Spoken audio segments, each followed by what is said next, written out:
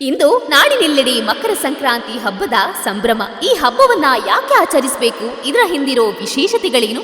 ಭಾರತದ ಹಬ್ಬಗಳ ಪೈಕಿ ಸಂಕ್ರಾಂತಿ ಹಬ್ಬ ಪ್ರಮುಖವಾಗಿದೆ. ಈ ಹಬ್ಬವು ರೈತಾಪಿ ಬಂಧುಗಳಿಗೆ ಸುಗ್ಗಿಯ ದಿನ. ಯಾಕಂದ್ರೆ ರೈತ ಬೆಳೆದಂತ ದವಸ ಧಾನ್ಯಗಳನ್ನ ಪೂಜೆ ಮಾಡಿ ತನ್ನ ಮನೆಗೆ ತುಂಬಿಸುವ ಸಂಭ್ರಮವಿರುವುದು. ಮತ್ತೊಂದೆಡೆ ಸೂರ್ಯ ದಕ್ಷಿಣಾಯಣದಿಂದ ಉತ್ತರಾಯಣಕ್ಕೆ ತನ್ನ ಪಥವನ್ನ ಬದಲಿಸುತ್ತಾನೆ. ಇದು ಕೂಡ ಮತ್ತೊಂದು ವಿಶೇಷ.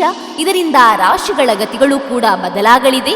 ಇದರಿಂದ ಎಷ್ಟೋ ಜನರು ಸಂಕ್ರಾಂತಿಯ ಬಳಿಕ ಶುಭ ಕಾರ್ಯಗಳನ್ನ ಮಾಡುವುದಕ್ಕೆ ಒಳ್ಳೆಯ ಸಮಯವೆಂದು ಹೇಳ್ತಾರೆ. ಇನ್ನು ಈ ಹಬ್ಬದ ದಿನ ಎಳ್ಳು ಬೀರುವುದು ಕೂಡ ಒಂದು ಸಂಪ್ರದಾಯ. ಇದೊಂದು ಧಾರ್ಮಿಕ ಸಂಪ್ರದಾಯವಲ್ಲದೆ ವೈಜ್ಞಾನಿಕವಾಗಿ ಆರೋಗ್ಯವರ್ಧಕವಾಗಿದೆ. ಬಿಸಿಲಿನ ತಾಪಕ್ಕೆ ಉಂಟಾಗುವ ಚರ್ಮ ರೋಗಗಳಿಗೆ ಎಳ್ಳು ಚಮತ್ಕಾರದ ಔಷಧವಂತೆ. ಹೀಗಾಗಿ ಎಳ್ಳು ಬೆಲ್ಲವನ್ನ ಜೊತೆಯಾಗಿ ತಿನ್ನೋದರಿಂದ ವಾತ ಕಫದಂಥ ಸಮಸ್ಯೆಗಳು ನಿವಾರಣೆಯಾಗುವುದು. ಈ ಮಕರ ಸಂಕ್ರಾಂತಿ ಎಲ್ಲರ ಜೀವನದಲ್ಲಿ ಸುಖ, ಶಾಂತಿ, ನೆಮ್ಮದಿ, ಸಮೃದ್ಧಿಯನ್ನು ತುಂಬಲಿ. ಎಲ್ಲರಿಗೂ ಮಕರ ಸಂಕ್ರಾಂತಿ ಹಬ್ಬದ ಶುಭಾಶಯಗಳು.